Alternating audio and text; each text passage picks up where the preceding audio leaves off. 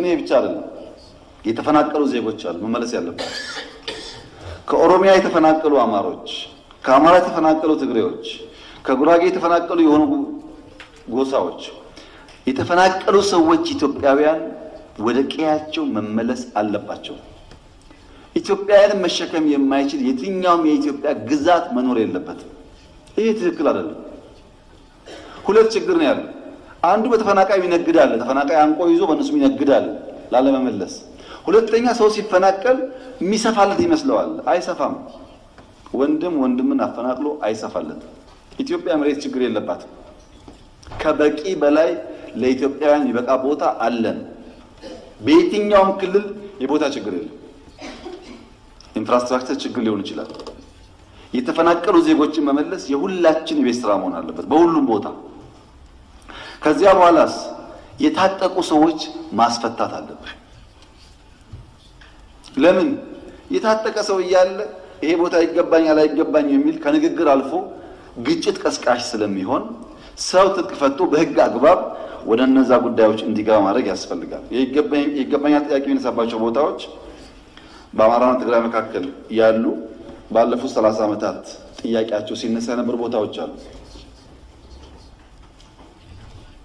ይሄን በተለይ ታላቁ የአማራ ህዝብ የትግራይ ህዝብ በሰከነ መንገድ እንዲያየው መክራለሁ።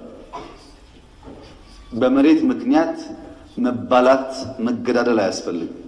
መሬት የጸብ ምንጭ መሆን የለበትም።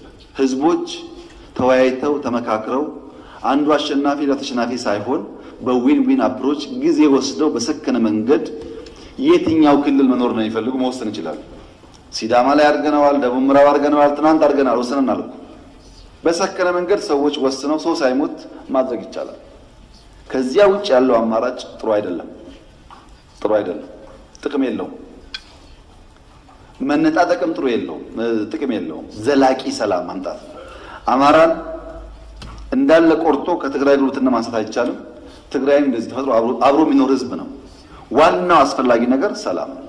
ይሄን ታሳቢ አድርገን በሰከነ መንገድ በውይይት የተፈናቀለውን መልሰን የተጎዳውን ጠግነን የተጣላውን አስታርቀን በህዝብ ውሳኔ ነገሮች በህጋዊ መንገድ ለዘለቄታው እልባት እንዲያገኙ በልበ ሰፊነት ካልሰራን በስተቀር ጥፋት ነው። ብንዋጋም ዘላቂ ድል አናመጣም።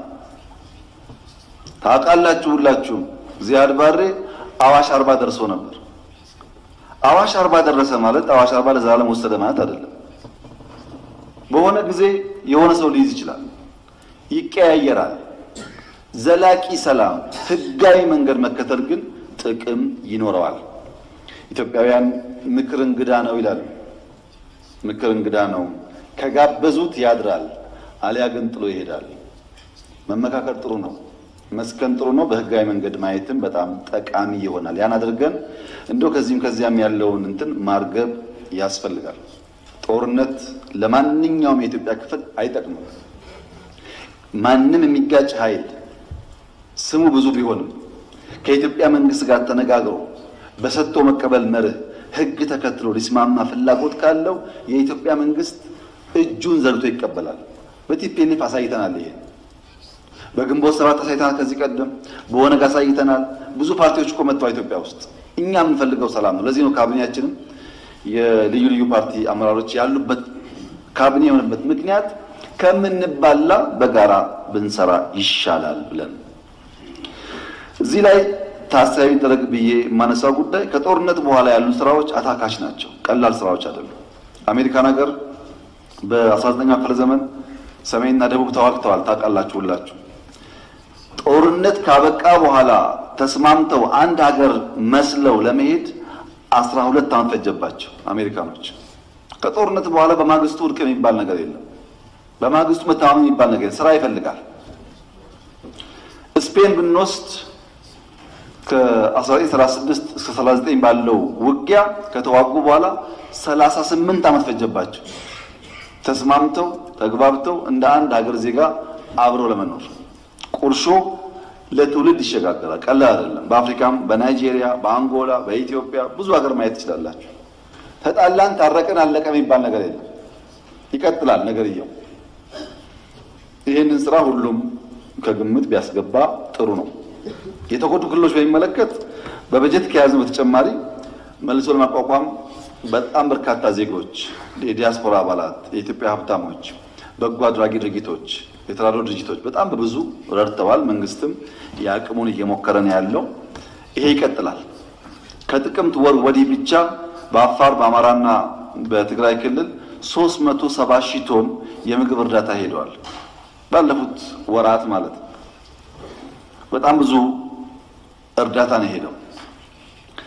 በ10 ክልሎች 4.6 ሚሊዮን የተፈናቀሉ ዜጎች ነበሩ። ከዚህ ውስጥ 3.5 ሚሊዮን ገደማ ተመልሰው ተቋቁመዋል። 1 ሚሊዮን ከፍ ያለ አለን አሁን። እነዚህ በየትኛውም ክልል ያሉ ተፈናቃዮች ኢትዮጵያ ውስጥ የፈለጉበት ቦታ ሄደው መኖር እንዲችሉ የበኩላችንን ሚና መጫወት ያስፈልጋል። የነበሩበት ቦታ መመለስ አለባቸው፣ መደራጀት አለባቸው። ሀገራቸው ነው።